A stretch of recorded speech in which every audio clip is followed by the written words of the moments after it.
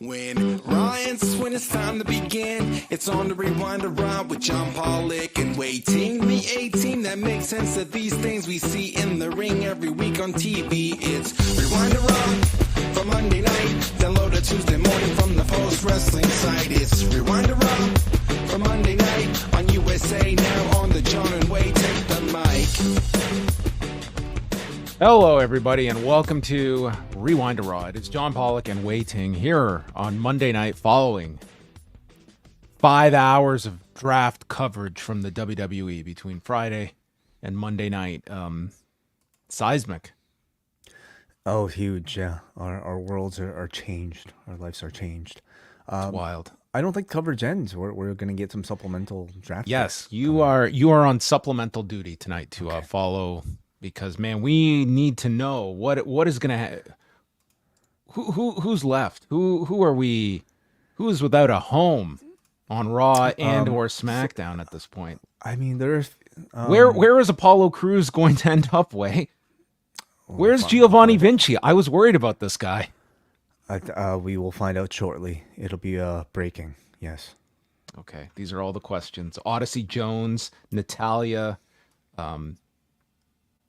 The new Catch Republic, did they get drafted tonight? I don't think they did. I don't think so, no. Wow. I thought there were people that were going to NXT. Well, NXT didn't get any picks tonight. Well, maybe some people are going to pop up tomorrow on NXT. That would suck for Pete Dunne and Tyler Bate. Hey, we're back. I would imagine they're going to get drafted by someone. Okay.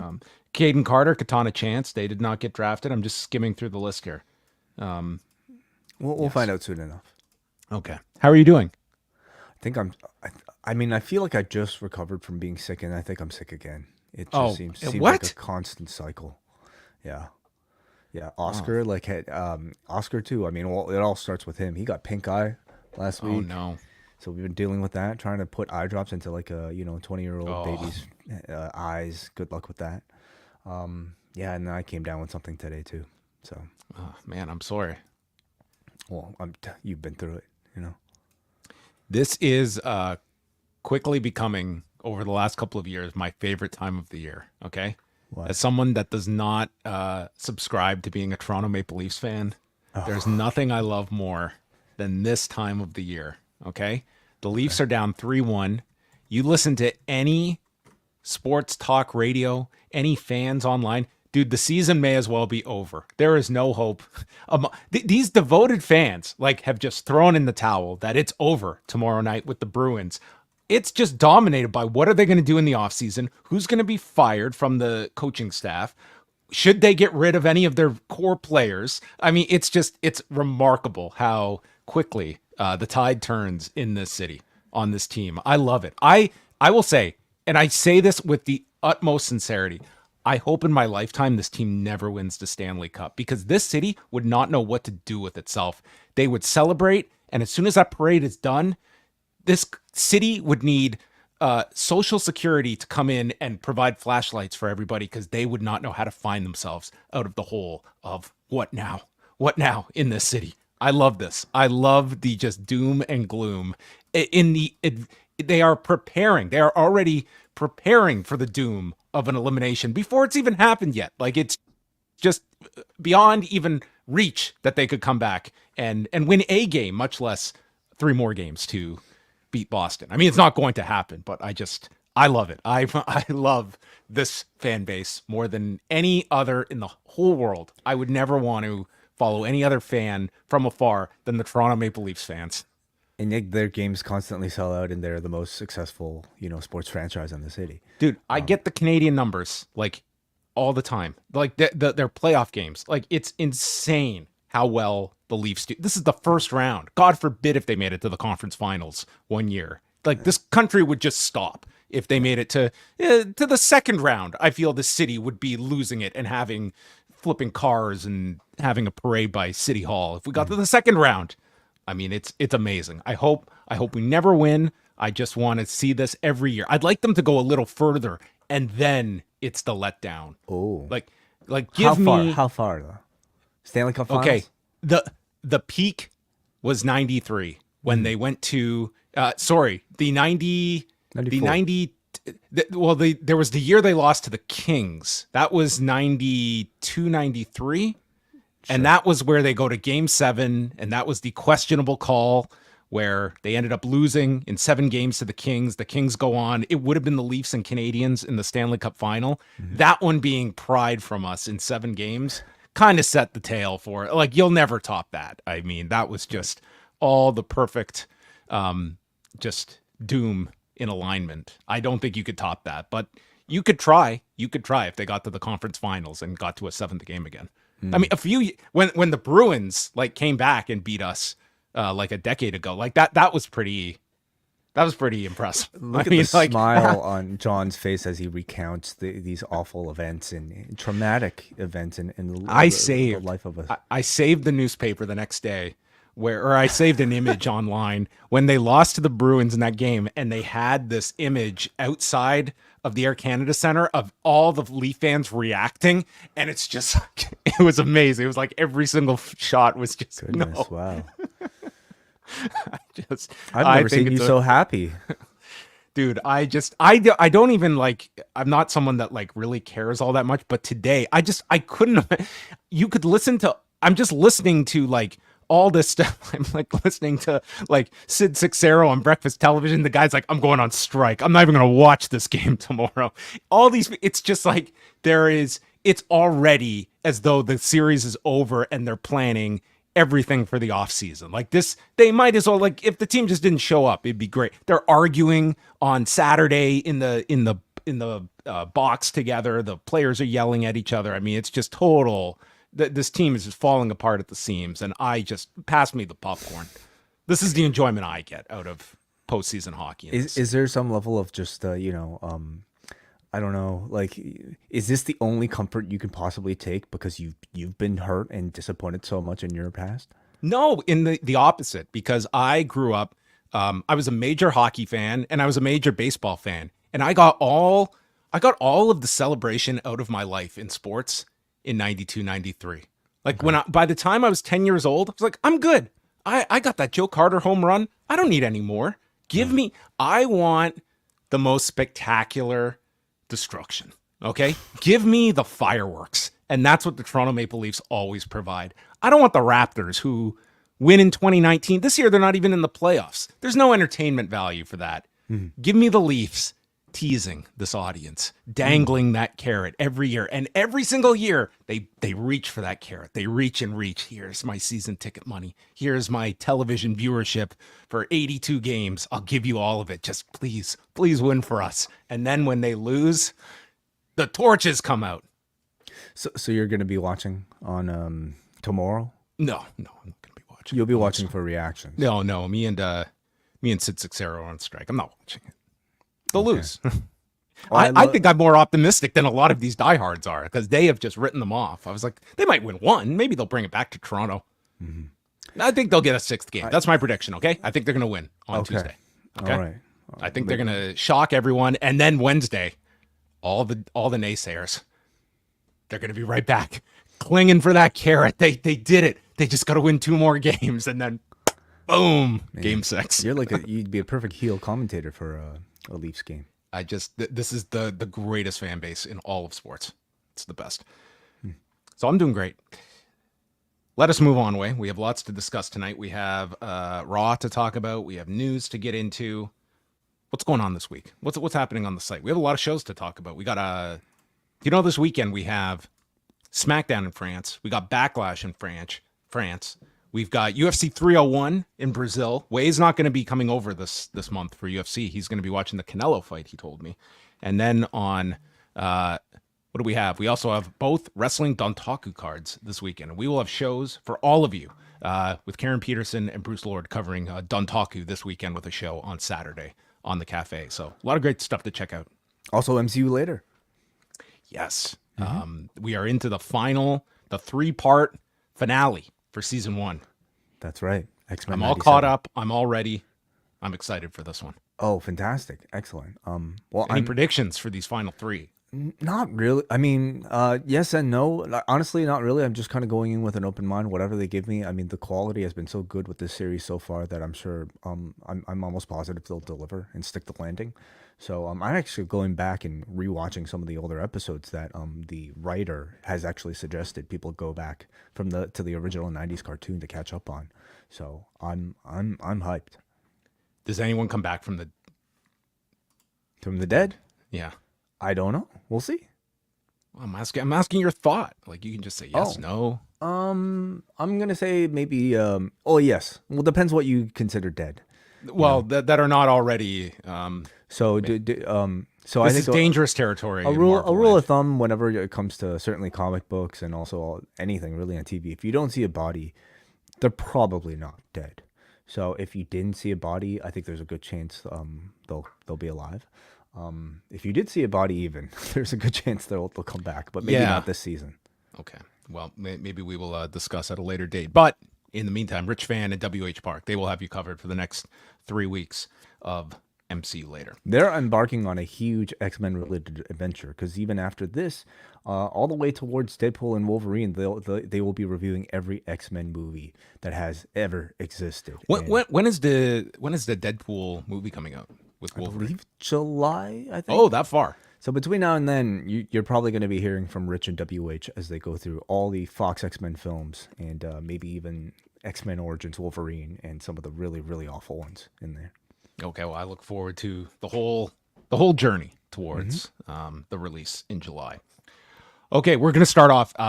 The really horrible news story to start off with, and that is with Francis Ngannou, former UFC heavyweight champion. And this news had come out on Monday, and Francis Ngannou confirming that his 15-month-old son died tragically. There are not any details about what exactly occurred, but he posted a really just heartbreaking message about his son passing away upon his on his Twitter account. So I mean, what can you even say? Just a horrible story. He was only 15 months old, and yeah, our thoughts are definitely with Francis Ngannou. That is something that no parent should have to go through, and it's just a heartbreaking story to see. I can't imagine a more difficult thing for a human being to go through. I just, like, this kid is exactly 5 months, younger than my own kid, and just to kind of think about coming back home and not seeing him is just unfathomable. So our condolences to his entire family. I mean, it's just an utter tragedy to see today. Moving over, the Wall Street Journal put out a story today that had nothing to do with Vince McMahon, but instead that Comcast, the parent company of NBC Universal, is prepared to offer a $2.5 billion average annual value deal to secure their portion of the NBA rights, and would be more than double what WBD is currently paying, which is $1.2 billion average annual value once its current deal expires. The exclusive negotiating window for WBD with the NBA ended last week, and already Disney is expected to increase its contract with the NBA from $1.6 billion a year to $2.6 billion. Then there is the potential now of NBC coming in to swoop in and get a portion of the package, which would be more than double what WBD is paying. And there's also been Disney and NBC would also be paying for less games than are on the current deals, because the NBA is carving out a separate package that's expected to go to Amazon. So number one of the most importance from a wrestling side is WBD. And this is, now WBD does have the right to match any third party bid, but now they are going to have to, put together an offer above $2.5 billion here to try and keep the NBA. So it's going to be, and this is probably going to be a multi-year deal. So think about it. This is just per year, $2.5 billion, and would probably have escalators in it throughout the deal. So long story short, the NBA is going to be in just mighty fine shape after these next rounds of television negotiations. But we're starting to get a bit of a picture. We'll see what WBD, if they end up trying to match this, or if they lose the NBA, because that will be an enormous hit to WBD, and they're already looking at the potential it could affect their carriage fees with cable operators. Yes, they will have all this money that they're not spending on the NBA. That might be great for AEW, but there's a bigger question of what becomes of like TNT, because the NBA is so tied to its identity and the resources that they have put into NBA programming, shoulder programming. So that's a very big story, but obviously one that does have connection to professional wrestling, when AEW is going to be, I mean, they still have to operate these channels and they need programming, and it might end up being a good thing for AEW, but it might not be a great thing overall for TNT, especially that has been the biggest attractive portion of TNT's programming. What outcome are you hoping for if you're Tony Khan? I think ideally, I think you want TNT to still have a portion of the NBA. I think it makes it a higher profile network. It's a destination network, and it can still command the carriage fees, but with enough of a carve out that it wouldn't be like, this paints a picture that if WBD were to match this, man, they're going to be cutting costs elsewhere. And that I don't think would be a great sign for AEW if they're looking for their own increases. And like, this might be too rich for WBD to get into. You are really going to have to decide. Like, the ideal would have been they renew at least a portion of the NBA rights and then still have plenty left over for supplemental programming, which is what AEW is in the grand scheme of things for them. But this, if the NBA is cleared out, I mean, it does allow them to have to fill a lot of hours, and it does make AEW more attractive in the short term, because I don't think AEW has any hesitancy about providing lots of hours per week, and not necessarily to TNT. No, it could be elsewhere as well. And then the fact is they are in their exclusive negotiating window with AEW. And once that's up, what interest does AEW have as well? Over the weekend, I'm not familiar with what outlet this individual is for, but a Dwayne Johnson reports that Drew McIntyre has signed a new deal with the WWE. And we got video of this, no less, where Drew McIntyre was presented with a Claymore as a gift.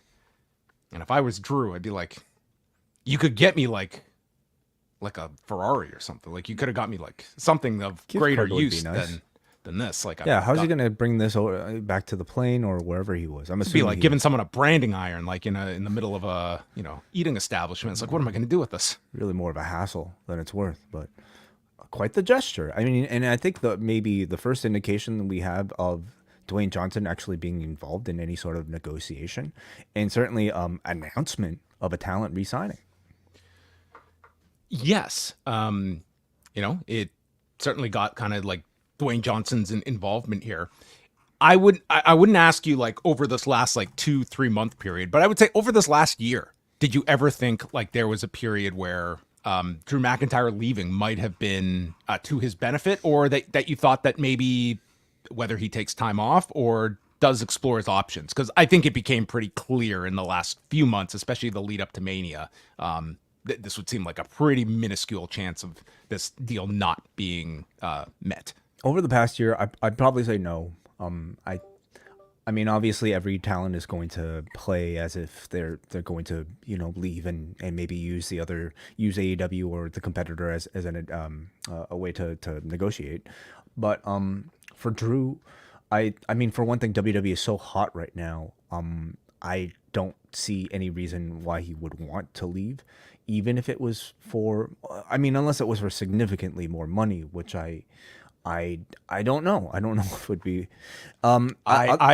I don't know this is fact, but I would be stunned if this is not the largest contract by a sizable amount that he has ever signed. I imagine this is an extremely lucrative deal for him. Yeah.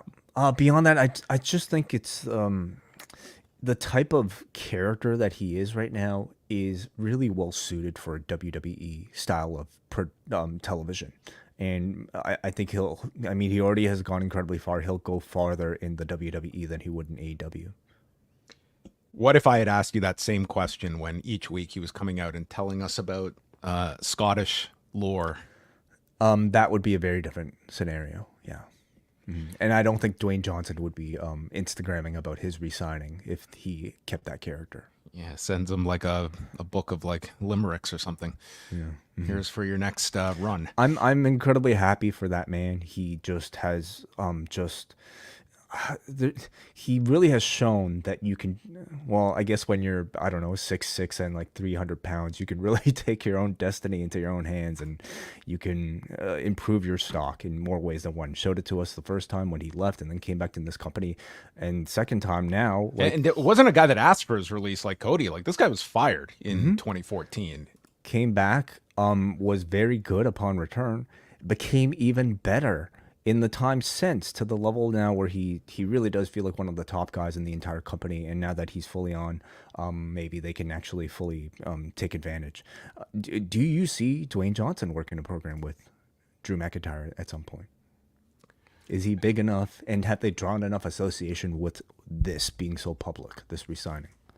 I mean, I didn't take that as a signal. I guess you would look at Dwayne Johnson, like if he has it in his mind that he's going to be like, you have the Cody match, and if he's feeling like I can do one match a year, I more look at there was probably a sizable financial investment in Drew McIntyre that he would have to be in sort of that exclusive club of people that if we are going to put Dwayne Johnson in match situations, you would think like he is in that exclusive club of people that there's a handful of. Yeah.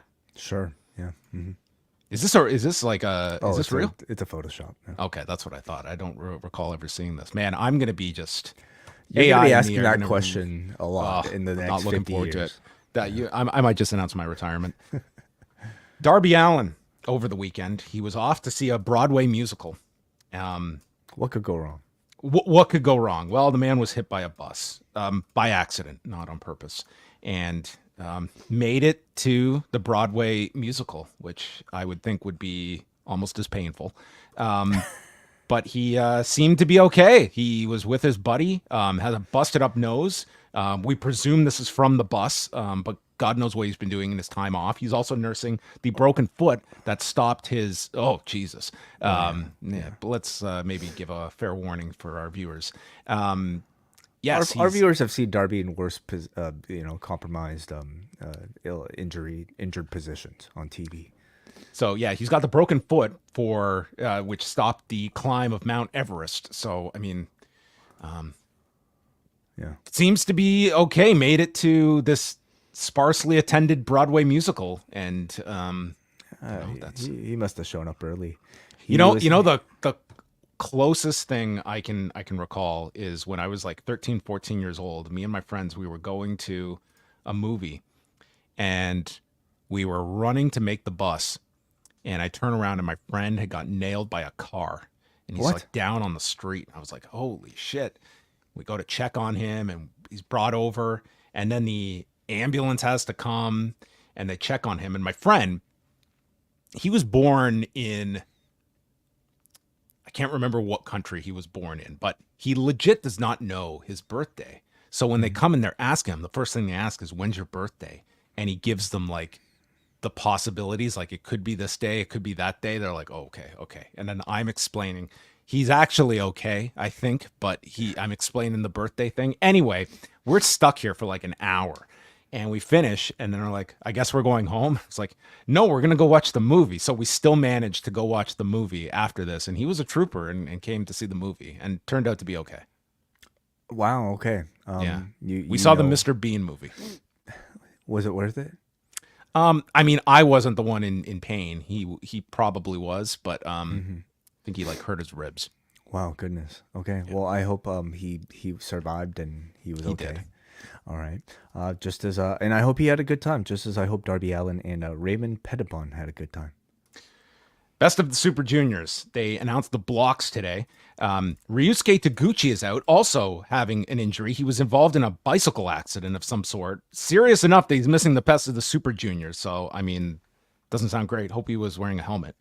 He's going to be replaced by Dragon Dia of Dragon Gate. So that will be in the B block. The A block will feature El Desperado, Kevin Knight, Bushi, TJP, Teton, Kosei Fujita, Blake Christian, Clark Connors, Yoshinobu Kanemaru, and Hayata from Noah. The B block has Sho, who's the current junior heavyweight champion, Dragon Dia, Kushida, Doki, Francesco Akira, Robbie Eagles, Taiji Ishimori, Drilla Maloney, and also from Noah, Ninja Mac. I really like the incorporation of several of the outsiders here. Blake Christian is going over there. Robbie Eagle, like the B block has some phenomenal pairings here. If you can limit the House of Torture stuff with Sho and Kanemaru, this looks like a really entertaining series of blocks for the Best of the Super Juniors. And that kicks off May 11th. And then the finals this year are going to be at Dominion. Usually the finals are the week before and you get the title shot at Dominion, but they're going to do the finals themselves at Dominion on June 9th. So that is coming up in the near term. Wai's been complaining to be there. Hasn't been any tournaments of late in wrestling. Well, you can dive in, Wai. Big tournament to come.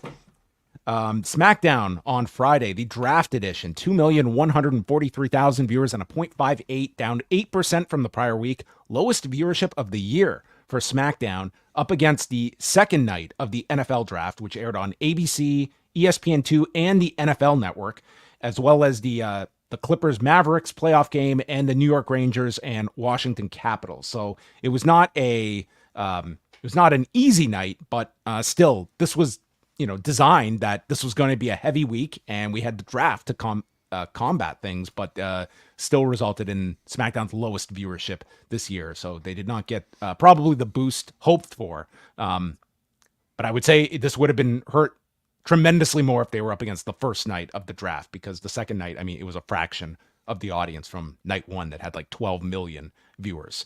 But there you have it. Do you think they continue next year with this experiment? The draft on the same time period? I think they will. Yes. I think. Do you like overall, like throwing out like how competitive it is right now with the playoffs and everything? Do you think this is the best time of the year to be doing the draft? I think the time period after WrestleMania is probably the best time to do it. So, because of that, my suggestion would be we move this Backlash show to some other time. Because this pay-per-view, when they brought up Priest and Jey Uso in the third hour, it's like I was not even thinking of this pay-per-view during tonight's episode of Raw. It's like this is, again, we've talked about Backlash. Sure, it's going to be a fine show, but man, did it feel like it's just a show. That's pretty much what Backlash could be called. It's just a show. We're very much feeling the come-down effects of a post-WrestleMania season in major ways, more than I felt. So I mean, it's tricky because you're losing all that star power in this period anyway. You're in the period where you're transitioning between your kind of completed rosters of a new post-draft sort of era and prior. A lot of matches that seemingly on the surface feel like they're meaningless. So it's a tricky time to navigate. I don't know if there's a better position though throughout the year. NXT on Tuesday night. It's the second week of Spring Breakin' with no G at the end. Natalya and Lola Vice in an NXT Underground match. Axiom and Nathan Frazier against AOP for the NXT tag titles. Oba Femi versus Ivar for the North American title. Thea Hale takes on JC Jane. Sean Spears against Ridge Holland. The OC, Carl Anderson and Luke Gallows against Tyson DuPont and Tyreek Igwe.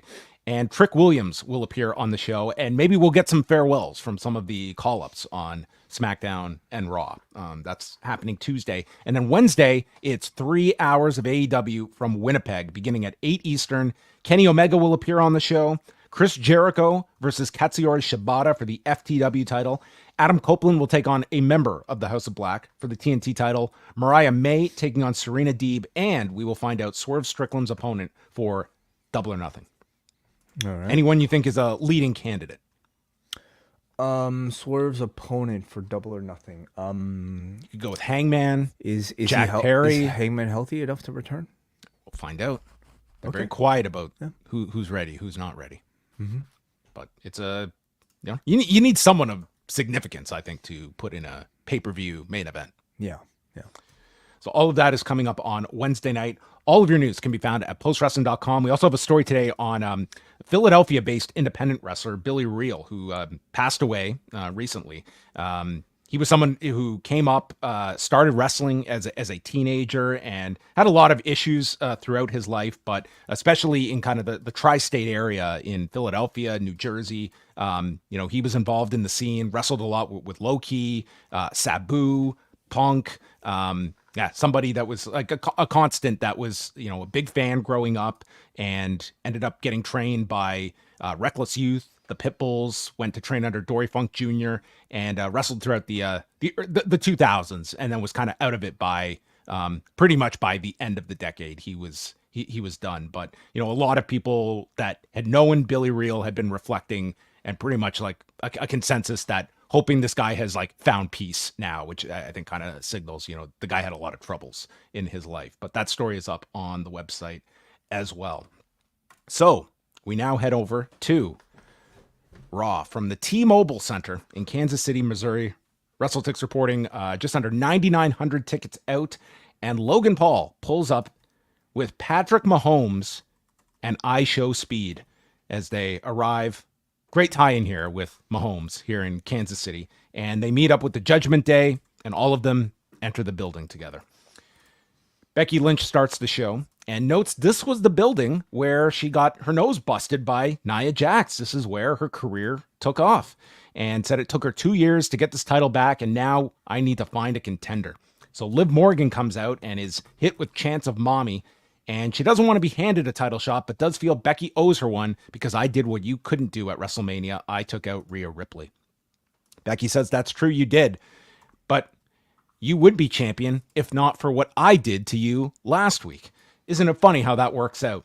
And before they can get at it, Nia Jax comes out and they remind us the new rosters go into effect next week. So this is the final Raw for Nia Jax. And she tells the fans that she's been drafted to the superior show. It's why I'm wearing blue, you idiots. And states that she's going to take one of them out. Liv Morgan accepts the challenge, and that's going to happen later on in the show. Mm-hmm. Yeah. I think they're doing a good job of continuing to put the spotlight on Liv Morgan. She feels like she's an important part of the division right now, and probably the person with the potential to gain the most of the current stars on Raw. So she's going to be the top heel on Raw, like coming out of this roster switch. I mean, she's positioned above Damage Control. Like she will probably have like a really good spot for Raw, and she's got this Becky program, and she's got a Rhea Ripley program down the road. That's right. Mm-hmm. Stephanie McMahon is out to announce the picks for the very first round. And the very first pick overall by Raw, Gunther and Ludwig Kaiser. Yeah. Who would have thought Ludwig Kaiser first overall? Well, he's attached. He comes with the package, doesn't he? I loved how, so Giovanni Vinci was not part of this package, but Carlito was part of the LWO package. Oh, they didn't file their papers. I guess not. Maybe Ray knew. He was like, I want to work with Carlito. So we want to keep him part of it. Gunther and Kaiser, they did not want to work program with Vinci in storyline. Second is Jade Cargill. Third is Damage Control. And fourth, Kevin Owens, which Pat McAfee notes, hey, we drafted 6 people, they drafted 2, which was Pat McAfee not realizing the Wai Ting Moneyball strategy of booking, because you do have your salary caps, Way. I mean, it wouldn't make sense otherwise. Why wouldn't you only go, if you're only looking for bodies, why wouldn't you only go for factions, right? Yeah, giving Gunther the first pick, I think, is a great continued boost for him. I expect him to have the world championship by the end of this year. Same with Jade Cargill. These spots in the 1 and 2 are, they're for your main eventers. So, pretty much everything stays the same here, with the exception of Damage Control moving over to Raw, which comes with it a package of Io, Kairi, and Asuka, which would all make for wonderful opponents against Becky Lynch. Yes, and who would have thought that Ludwig Kaiser would go above CM Punk in the draft? Well, sure, yeah, if you want to call it that. Gunther and Xavier Woods is our first match. Michael Cole states how King of the Ring begins next week. The finals will take place in Saudi Arabia on May the 25th. So they had a long match. Gunther annihilated him with chops, and Woods eventually knocked him off the turnbuckle to land a huge missile dropkick across the ring, and then Woods gets shoved, and his knee is tied up in the rope. So Gunther stomps the knee and then breaks it by basically swatting the knee from the floor. We go through 2 commercial breaks, and Woods is limping. So then Gunther starts mocking him by pretending to limp, and Gunther is delaying his splash off the top. So Woods gets his knees up, but thus hurts his knee in the process. And a single leg crab gets applied by Gunther, And Kingston is worried for Woods, so he goes over and he asks someone for a towel. And thankfully, someone has a towel at ringside to hand Kofi. And he's holding it, and Woods is pleading with him not to throw it. And he does the deal. This was actually a legit story of when John McCarthy started in the UFC at UFC 2 and did not have the power to stop a fight on his own. And he's looking at the corner, and the guy, and one of the corners has a towel, turns around and just throws the towel into the crowd. And that's what Kofi did here. So we were up to 1994 in UFC rules here in WWE. And Gunther transitions to an STF, and he's just wrenching on Woods, who is forced to tap out at 16 minutes and 32 seconds. Good match, I thought, with a pretty unique conclusion here. I thought Woods and Kofi did a very good job of selling the concern over this ankle. Created some pretty good drama here with the towel throw. I mean, no one can match Helen Hart, who's the GOAT of towel throwing acting. But this was a lot more captivating than a typical mid-card TV match. And I guess, put some good, interest into the King of the Ring starting next week. Yeah, I was a bit surprised coming out of this because I thought you would get Gunther and Cody onto the same brand, which I guess if you want to get to that program, it's not as though this is... You have the Rumble. You can chamber. Always do stuff. But yeah, so Gunther, strong match here. And then I love this afterwards. He also took the invisible crown and put it on top of his head afterwards, if you caught that. Okay, interesting.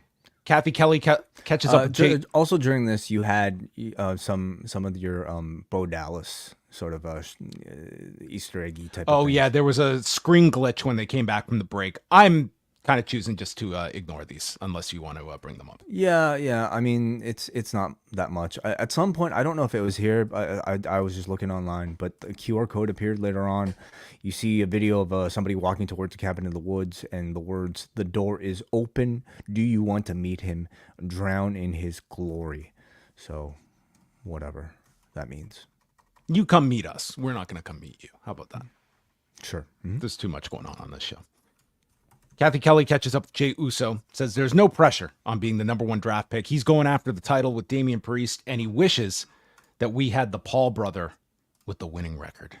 An Easter egg in this one, too, as in the background of this shot, you had first Liv Morgan walking out of a room in the background, and then she was followed by Dominic Mysterio coming out of that very same room. Okay, good catch. Yeah, that was a nice little Easter egg, I guess, continuing to suggest that Liv and Dominic, might be, they got to be a bit more careful about these cameras backstage.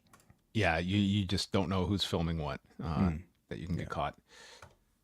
Michael Cole and Pat McAfee, they covered the shooting that happened after at the Kansas City Chiefs Super Bowl parade, and noting how 33 people were wounded, and they showed this child, Joey Borgonzi, who ended up on the team's bus to get out of danger.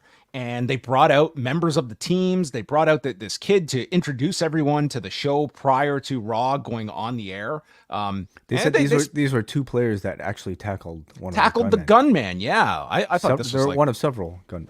It's quite the segment to show here. I thought it was really sometimes they'll mention just people that are in attendance. They dedicated some serious time to this, and this was a cool deal on the show being in Kansas City. Yeah, absolutely. I mean, I know nothing about football, but this just still felt very special to me. How could it not? I don't know if in the past they would dedicate this much sort of airtime to profiling what really does feel a bit more like a local story. But I mean, this is, football is certainly more of a national thing than many other sports. This was a really heartwarming type of little scene. Logan Paul and I Show Speed come out to read the next picks, and Logan Paul has Samantha Irvin introduce Patrick Mahomes to the audience, and he got among the biggest reactions on the entire show. Round 2, CM Punk to Raw, The Pride, Bobby Lashley, the Street Profits, and BFAB staying on SmackDown. Braun Strowman returns on Raw, and Tiffany Stratton to SmackDown. And they point out how Drew McIntyre is still on the board and has not been chosen yet. So, and that they would play into a story with Drew later.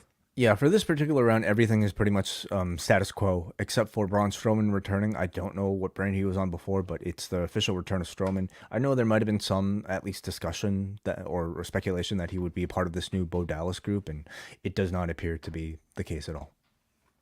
Paul walks down the aisle. I Show Speed is like getting into these fans' faces. And then Logan Paul says how Damian Priest is going to beat Jey Uso and that Jey made a mistake leaving the bloodline. He's incapable of becoming a champion on his own. So Jey comes out and asks the fans if he should beat the yeet out of Logan Paul. Logan says, "You can't out yeet me. I've been yeeting since 2017. I think you're muted. Well, which I looked up is actually factual. He did a diss track to his brother in 2017, and yeah, yeet appeared to be at least one of his catchphrases back then. So why are these two on separate brands? This is a Mania program. Yeah, maybe they'll bring it up later on. Mm-hmm. Oh, man. Delete the yeet. Who's going to lose it? Mm-hmm. Yeah. Well, Balor and JD McDonough come out, and Logan points out how Jey only has 2 words in his vocabulary, yeet and oos. So the Judgment Day start attacking Jey when Logan Paul goes to Pat Mahomes and takes his 3 Super Bowl rings and places them on his fingers and goes to drill Jey, who ducks, and he hits JD with the 3 Super Bowl rings. And you have this shot of all of them looking in horror at JD's face that we would get to see later. And then Braun Strowman makes his return, and this man looks as though he is him and AJ Styles maybe were contrasting workout techniques. And Braun comes down, chokeslams Balor. Cole says Braun has never looked this big. And then Logan Paul retreats, and Braun stands up to Patrick Mahomes, and Jey calms him down. Yeah. I guess we don't exactly know why Braun was out here. Do we know that he's friends with Jey Uso at all? Does he just dislike Logan Paul for some reason? Did they have a history? I can't recall. But I mean, I guess this was just kind of Braun wanting to defend a fellow babyface and seemingly teasing something with Patrick Mahomes. I mean, who they kind of made the heel in this whole thing, which was odd given the location. I'd say so. I mean, unless, I don't know, he's got a reputation for doing nefarious things. I don't know. But yeah, they had Mahomes pair with Logan Paul against Jey Uso. And then they had Braun Strowman and Babyface trying to square up at Patrick Mahomes. So I wonder if could they be teasing anything more with this interaction? I think Patrick Mahomes is going to be with Bo Dallas. You think he's joining the new Wyatt family? That's it, yeah. Interesting, okay. Chad Gable's with R-Truth, and he's made a deal with him. Give Otis and Tozawa 1 tag title shot tonight, and we'll give you 2 title shots down the road. Yes. This is how this was explained. Sure, yeah.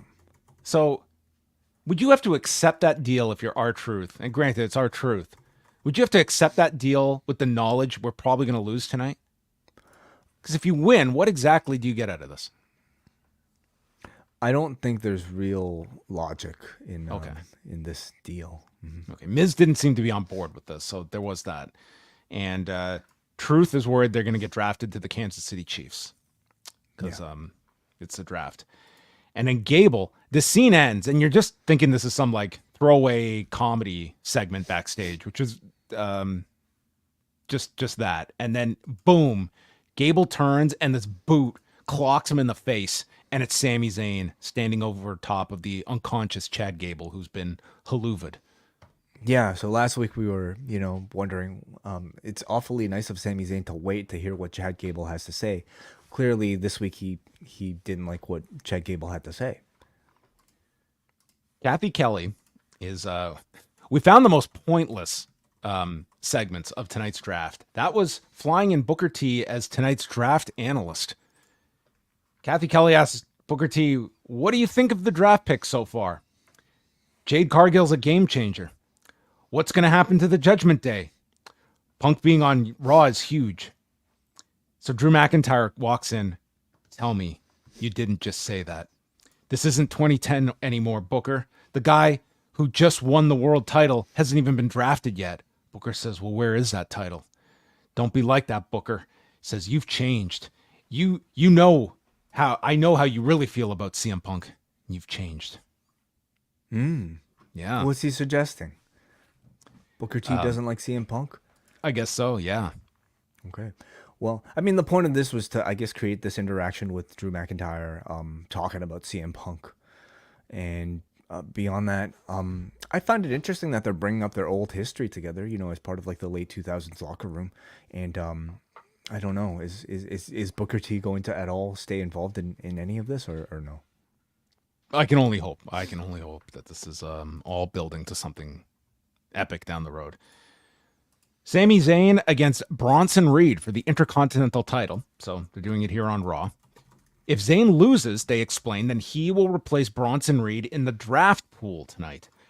So after the first break, Zayn mounts an offense, but he's hit by a Uranagi and a sit-out powerbomb. Reed is staring at the belt as he rolls Zayn into the ring, and right as he rolls in, he's hit by the haluva kick when Chad Gable runs in, German suplexing Sami in 7:52 for the DQ, and it's Gable using the ankle lock, followed by a tsunami from Bronson Reed, but then Bronson attacks Gable with a Death Valley driver, explaining that he cost him the IC title, and Bronson stands over top both. And, well, by the end of the night, we will know all three of these men will be on Raw. So it looks like this will be our IC title picture.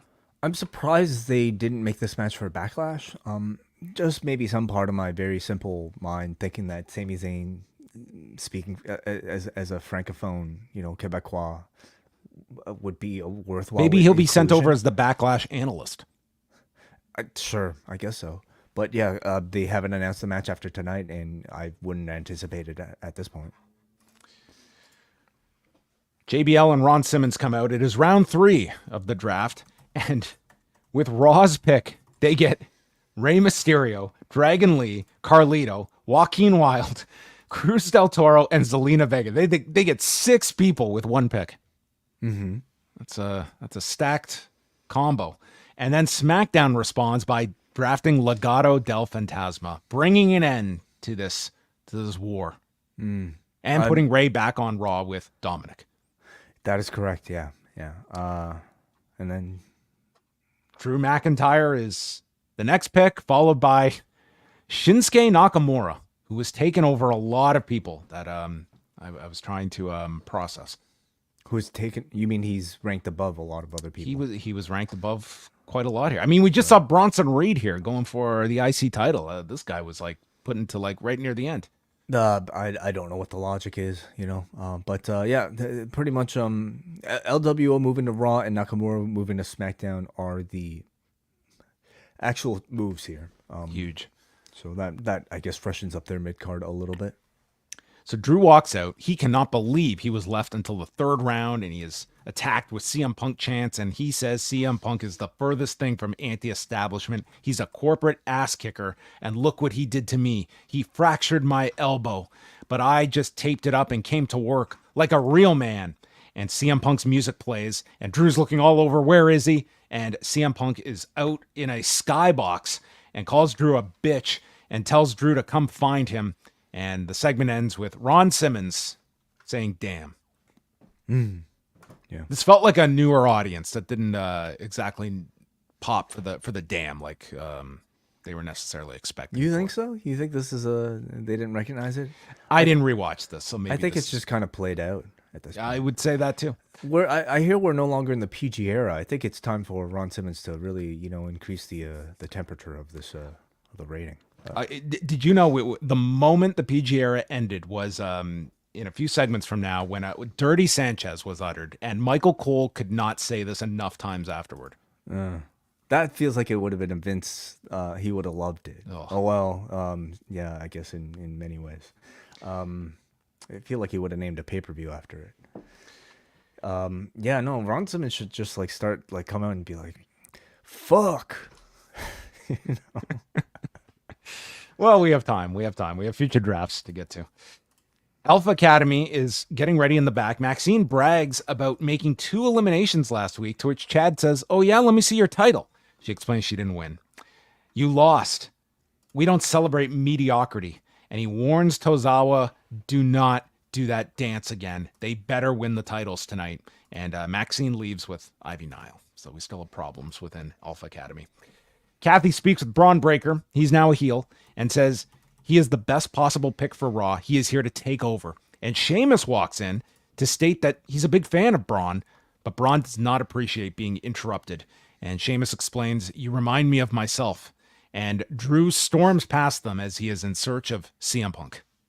Mm-hmm. I really like the idea of putting Braun Breaker in this sort of like, I guess, banger division, you know, with Sheamus and maybe all the meat guys like Ivar and Reed. I think, you know, it's a good starting spot for him. And you're guaranteeing some like really spectacular matches just even with this pairing alone. So both Brauns are on the same show now. How will we ever tell these two men apart? I don't know. It's going to be really difficult. Yeah. The Wolf Dogs have split up as of Friday. That's right. And they're on separate shows. Yeah, they did a little skit for online where it's just the two of them kind of parting ways. And listen, they got a good run out of that team. Far more than I expected. Like one of Baron's better runs he has had in his WWE career. Like this was not a long run he had with Braun Breaker, but for the couple months they had, I think it rejuvenated him and it kept Braun in something interesting. But it was clearly one of those cases where they never really had any ambition of moving them up. Maybe it was considered, but I mean, they clearly see a different position for Braun Breaker coming up to the main roster. So where does that leave Baron Corbin? I mean, I don't know if Baron Corbin's going to have. He fit well in NXT. I don't know how well he's going to be on the main roster. We'll take a look at the rosters afterward and where people figure out. Candice LeRae and Maxxine. Pat McAfee reminds us that Candice said some horrible things to Maxxine in the past. Doesn't elaborate. Maxxine does a kip up, reverse caterpillar, and applies an ankle lock after catching an enziguri attempt. But then Indy sends Ivy Nile into the post. This allows Maxxine to be thrown off as Candice breaks free, boots Maxxine in the face, and hits the wicked stepmother to win in 1:46. And with Candice and Indy getting drafted to SmackDown, the end of our run of the Maxxine Candice LeRae saga. This was the end. This was the end with no, like, I mean, clearly they dropped whatever Candice character this was supposed to be on week one where she's insulting people's, like, you know, deceased relatives. Never picked up on that storyline point for Maxxine. And honestly, the turn itself, we all know it's there by this point for both Indy and Candice, but it just hasn't felt big at all. Hasn't felt like it was ever interesting enough beyond, hey, these are bad guys now. You know, they're constantly, I think, in like portions of the show that, like, I don't know, are like 3 minutes long. They win their matches now at least, but beyond that, it's like they're not really in any sort of significant storyline. So maybe the move to SmackDown will change that for them. And Indy helps carry Candice to the back as she's selling her ankle lock attack. Then there was a recap of Carlito turning on the LWO, and Kathy Kelly is with the LWO minus Carlito. Del Toro's in a sling. Ray explains they have mixed emotions, but they're happy to be on Raw. Doesn't know why Carlito did what he did, but we have unfinished business. So Dominic walks in and says how Judgment Day run Raw. And Ray says, "Remember, you haven't been drafted yet," and calls his own son. He says, "What's that above your lip, you dirty Sanchez?" And Dominic is like, "What the hell? You're my dad." You know, I've realized just now that for some reason, I think Ray's gained your Dominic impression, and Dominic has lost it. I think that Ray has taken certain qualities away from Dominic, and maybe we will get some more Ray in this role. But yeah, Michael Cole loved this line. He really loved this line, and I cannot imagine how many more times we're gonna have to hear it now when Dominic comes out. I mean, I'm sure they're trying to get the chant over. Maybe even sell a T-shirt or two. Yeah, I'm sure it'll be a great term to throw out for your younger audience to figure out what that means. Oh, this generation probably says way worse than that. Backlash is going to do a press conference Friday morning, 10 a.m. Eastern. They mentioned Michael Cole will host it. Paul Levesque, Cody Rhodes, AJ Styles, and others will be there Friday morning. Drew is searching for CM Punk. This is a big arena, and he goes into one of the suites and he just finds a CM Punk 8x10, which he did autograph. And then CM Punk's music plays and out comes Punk in the arena. Drew just missed him. They must have just passed each other like opposite stairwells. And Punk comes out and Punk says, I love Kansas City. I don't want to waste your time like Drew. And I'm going to say this in less time than Drew held the WWE Championship. So Pat McAfee basically starts a countdown clock. And Punk says, I know I've had Drew's attention for a long time. You're like an ex-girlfriend I can't get rid of. I'm glad that you injured your elbow and that I did it after you prayed to hurt me. Says, I'm surprised you didn't get hurt tweeting because it's all you do. You injuring me gave me purpose with this injury. And the fact that I was drafted ahead of you is simple wrestling economics. He says, because I'm the best in the ring, on this microphone, even on commentary. No offense, Pat and Mike. He says, losers hope things happen, winners make things happen. And when I'm healthy, I'm going to make your life a living hell. Awesome promo from CM Punk. Very good promo. And giving me a drop for an updated intro later. Oh, lovely, lovely. I mean, we're still kind of missing that like back and forth, that money making WrestleMania sort of like build up type of promo from these two. I don't know if they're going to be interacting that much more. It seems like he still has a bit of a ways to go with that recovery.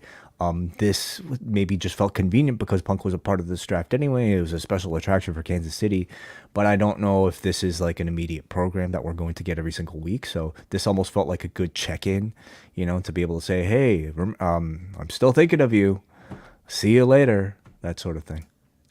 And it would be really tough for the timing, but man, because Punk is that character that in the right, like we saw with MJF when they went to Long Island, and he can flip and be the heel.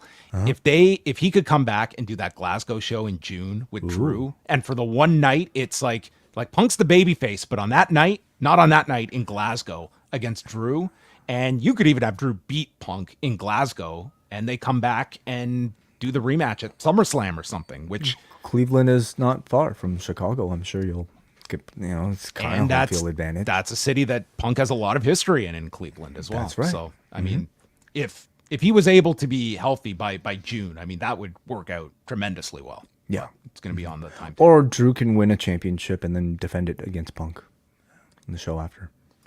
The fourth round features Teddy Long and Medusa coming out to make the next pick. So Raw picks Judgment Day of Finn Balor, Dominic, and JD. Naomi is staying on SmackDown. Ilya Dragunov is drafted to Raw. And Chelsea Green and Piper Niven are going to SmackDown. That's right. Yeah. Yeah. So Damian Priest is staying with the Judgment Day, same show as Rey Mysterio.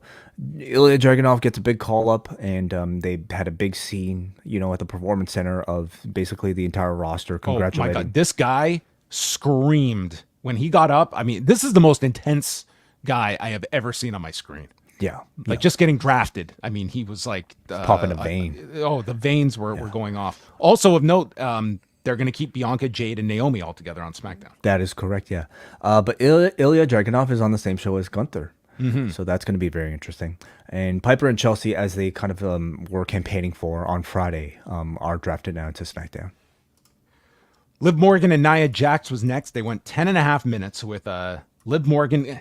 Kind of hard here because it's like she played the babyface in this match. Yeah. Even though her direction is going different, but she was kind of out-heeled here by Nia Jax. So Jax catches a baseball side, drills her into the desk, and they show Tiffany Stratton seated in the front row. Morgan gets on offense, knocks Jax off balance as she tries for the Annihilator, but then Jax hits a spine buster and Liv manages a power bomb out of the corner, stacks her on top for a 2 count, and as Stratton is watching, Naomi jumps Stratton and attacks her over the barricade, and there's a PK from the apron. Jax knocks Naomi off the apron, and that leaves her open for a code breaker and into Oblivion, and Jax loses in 10.5 minutes on her farewell to Raw. Lost on the way out, I guess. Liv is clearly somebody that they're putting a lot behind, and a win over Nia Jax kind of completes, or at least a portion of her revenge tour. So they're putting a lot of steam behind her. I did not think this was a great match, but I thought the continued spotlight on Liv was good.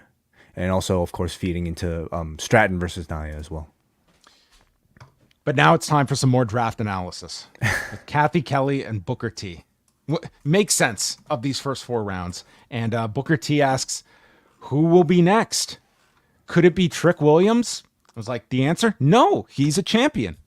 True. Yeah, champion stay. Mm-hmm. Okay, fair enough. Then he's like, or could it be Roxanne Perez? Again, a champion. No, Booker, you had one job on this show to analyze, and you're not doing a great job of it. And then Kathy Kelly, realizing she has someone else to interview, runs over to Adam Pearce and says his favorite pick is the one he didn't make because thank God Chelsea Green is gone from Raw. And Pat McAfee notes that Adam Pearce needs a tennis racket with that jacket. I think Pierce actually did mention on Twitter that he was paying homage to Jim Cornette with his outfit today. Yes, and I guess he got bombarded because he later replied to that same tweet stating, I should have said Father Jim Mitchell. I don't know if that one's that good either. Now, just with the last time Father Jim Mitchell was involved in any sort of notable scene on a pay-per-view. Anyway, what's your incentive to win a championship if you're in NXT and the draft is just about to take place? Yeah, those are the kind of questions that I guess the NXT analyst wasn't going to bring up either, because like it's sort of like if I'm Trick, I'm like I kind of want to make that main roster money, so maybe I'll take the fall. It makes no sense either way, because either you've stuck yourself in NXT and are exempt, or the company is opting not to choose you as a champion over your contemporaries that are not champions. Okay, right. Yeah, well, whatever. We don't know. My question was, I guess Truth is a great team player for showing up and sitting there for 3 hours and 2 on SmackDown just to sit in the crowd knowing he wouldn't be drafted. You mean Trick? Yeah, Trick. Yeah. Well, listen, there's a lot of fanfare. You know, you want to be happy for your fellow classmates. I will say the NXT announcements were my favorite part on the show. Oh, they're the only real part of the show and of any draft in the past. Yeah. Like they were really well done. And unlike the Kiana James one where you kind of got it after the fact, this time they went live to the Performance Center. So you heard them, like it was on like a 3-second delay, and you got to see the announcement and reaction in real time as opposed to moments later like they did with Kiana James. I thought it was really good. These were real announcements to these people, and they like no one was in character. They're all cheering on their colleagues. I just thought these were really well done, and credit to these like 100 fans that showed up to watch Raw next to these talents. Like what a slog, but hey. Yeah, well, we've seen like Hunter or Triple H like pretty much like want to put a camera on any single person who he gives that call up notice to, right? You know, as part of kind of their story, because I mean they recognize what genuine emotion somebody gets from realizing, hey, like you get to move out of Florida and you get to get a real contract instead of whatever peanuts they're paying you in NXT. Yeah, I don't think we'll ever get that one where someone's like, oh. Like Jim Ross being drafted to SmackDown. Like we're never probably going to get one of those moments.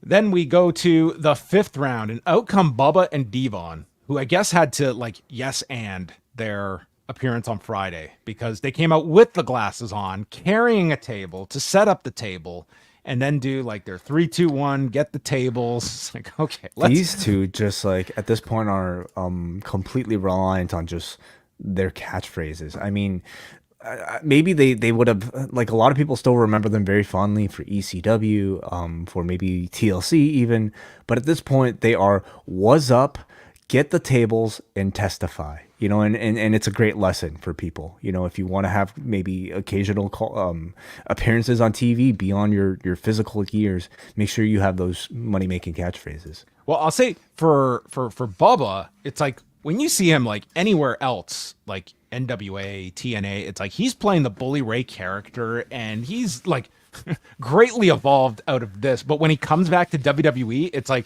they see him in this one lens, and it is 2000, and that is how he is presented, and it's just it's just funny to see. Mm-hmm. Kofi Kingston and Xavier Woods staying on Raw. Pretty deadly SmackDown. Lyra Valkyria is drafted from NXT, which was one that people were kind of earmarking as a high potential. And so you got her reaction, and she reacted like she just won like Best Actress at the Academy Awards. Like she couldn't believe it, even though she was definitely a front runner. It's not just the call up, but like when we go over kind of the depth, like, dude, she's got the existing storyline relationship with Becky. She's pretty much like your number 2 babyface with Liv turning and Rhea gone. She's in a pretty high position for the female roster on Raw. So she's coming in and is going to have probably like a real solid chance to be of significance right out of the bat, right out of the gate. I don't know if I necessarily see her as like, number 2 babyface. I mean, when there's no one else way. I could see them turning somebody perhaps, or maybe somebody else making a return. But I mean, I think her path is towards that position is that much easier, if you want to call it that. I definitely see like an immediate day one sort of association with Becky Lynch, and if those two can create a little bit of a sort of like team. Even as I think you will. Stars. Like, you're going to see them paired together, and you're not even bringing her in as sort of like the understudy. It's like you do have the story. She beat Becky for the women's title, which can definitely set up a rematch at some point when you want to do that. Totally, yeah. So I think she's coming in on with a lot on the table to start things. No pun intended with the Dudleys. Awesome Truth against Otis and Akira Tozawa. This was Alpha Academy's huge chance to get these tag titles. Went 2 minutes and 5 seconds. Otis rips off his shirt, caterpillar onto Miz, and then Tozawa goes for a senton. Miz gets the knees up, and after stopping a skull-crushing finale with an arm drag, Miz and Truth hit the truth-crushing finale on Tozawa as they get rid of Otis.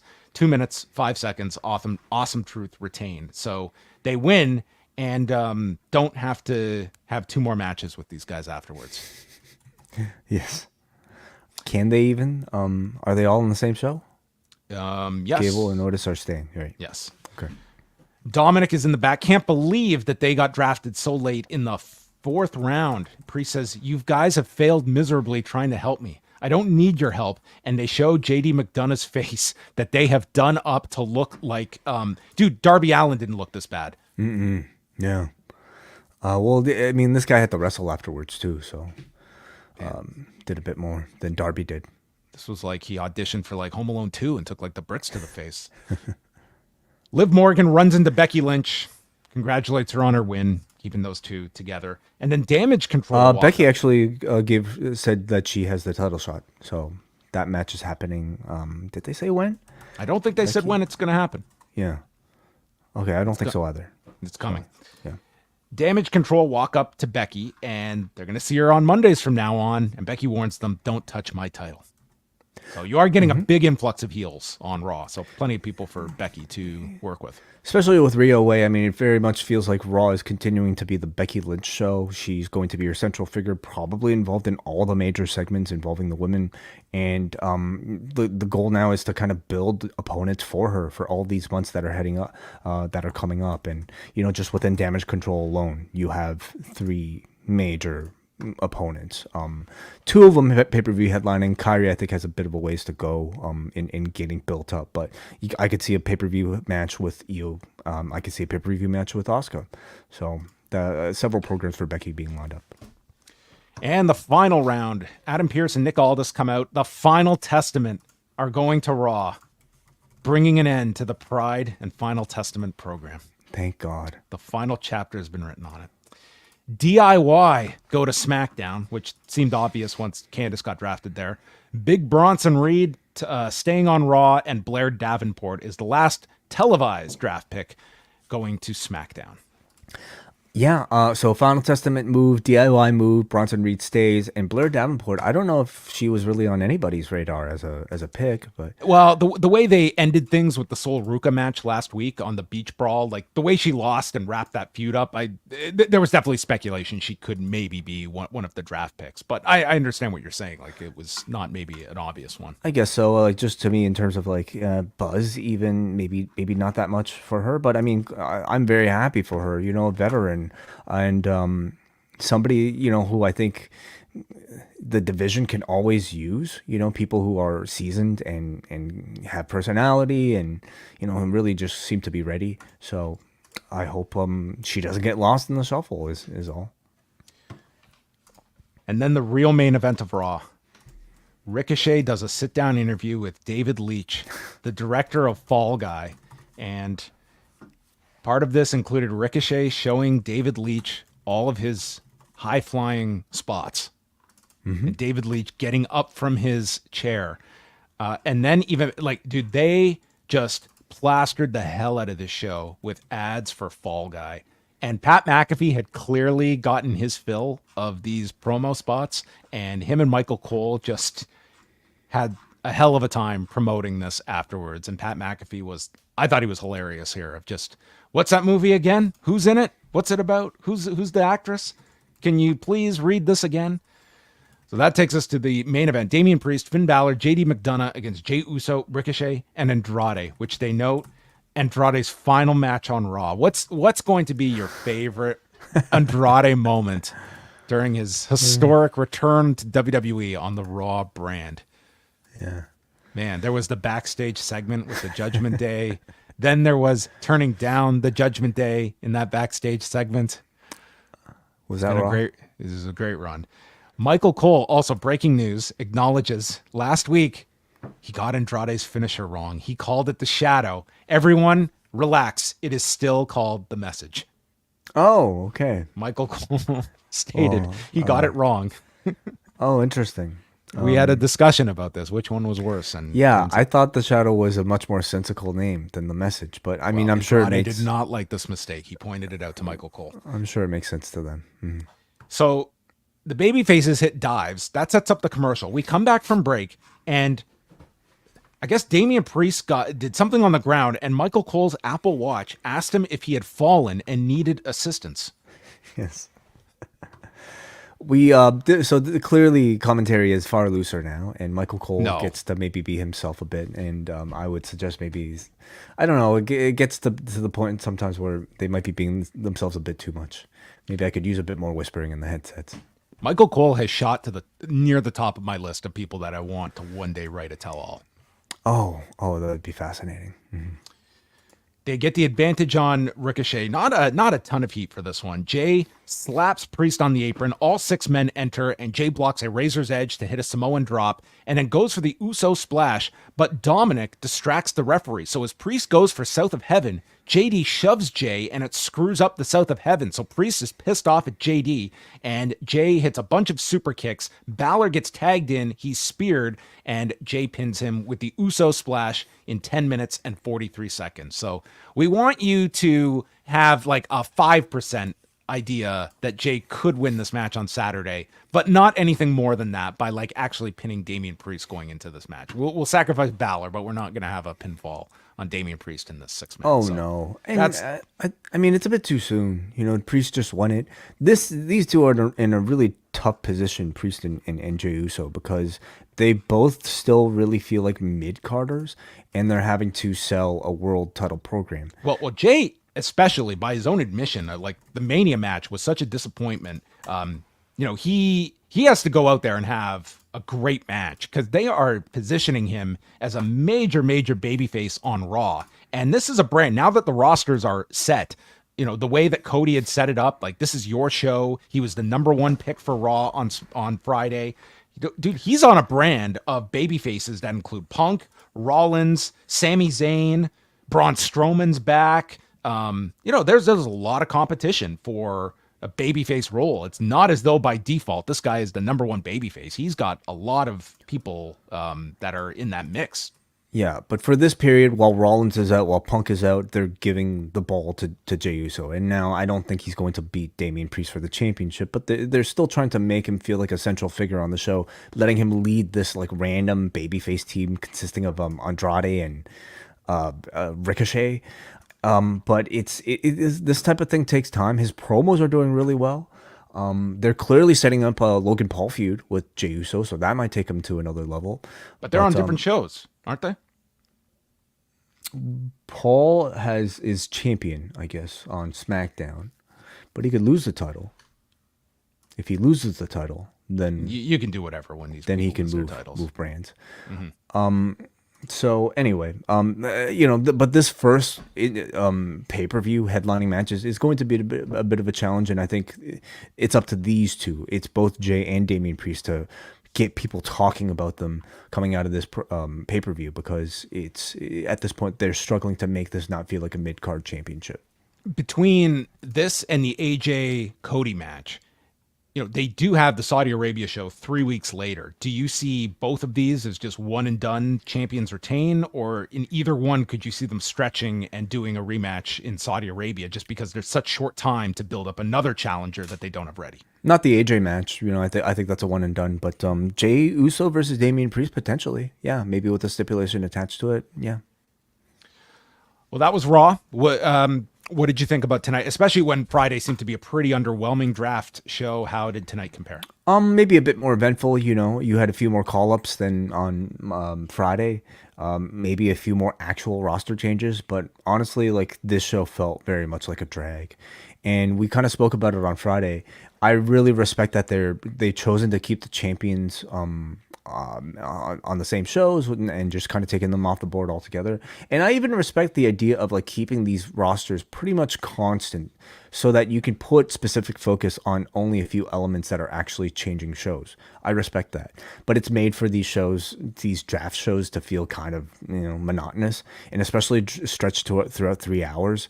This show was definitely a drag, and not far from the entertaining sort of like reputation Raw has gained over the past year.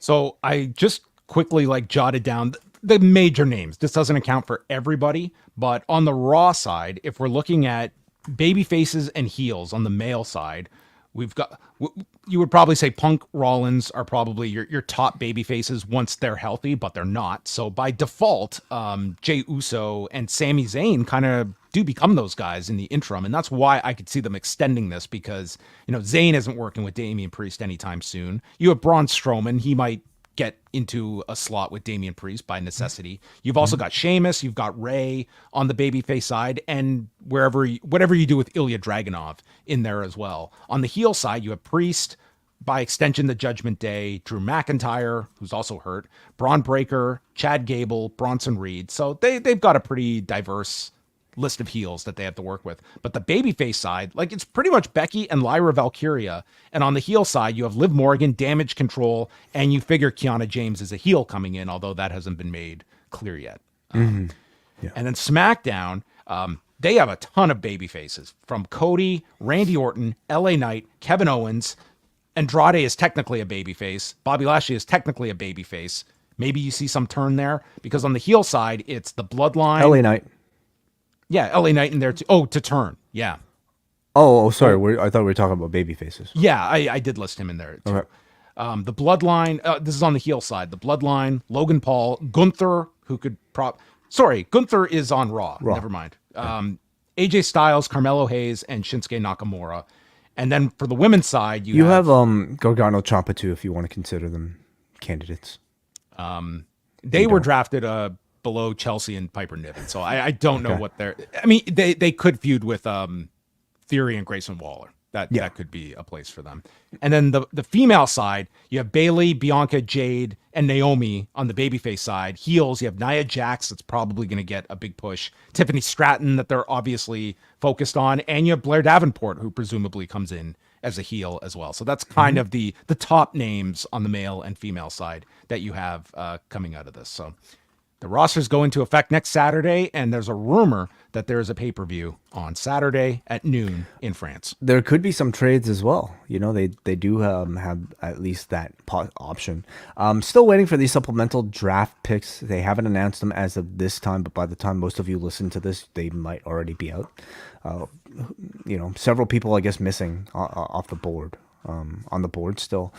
Whatever. You guys we'll talk about it Wednesday if there's anything that significant.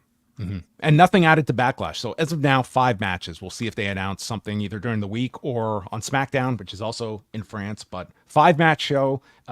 No complaints out of me if this is the card as is. Maybe they put this Becky Liv Morgan match, but I feel they would have stated that if that was going to be on the card Saturday. Yeah. What's the start time?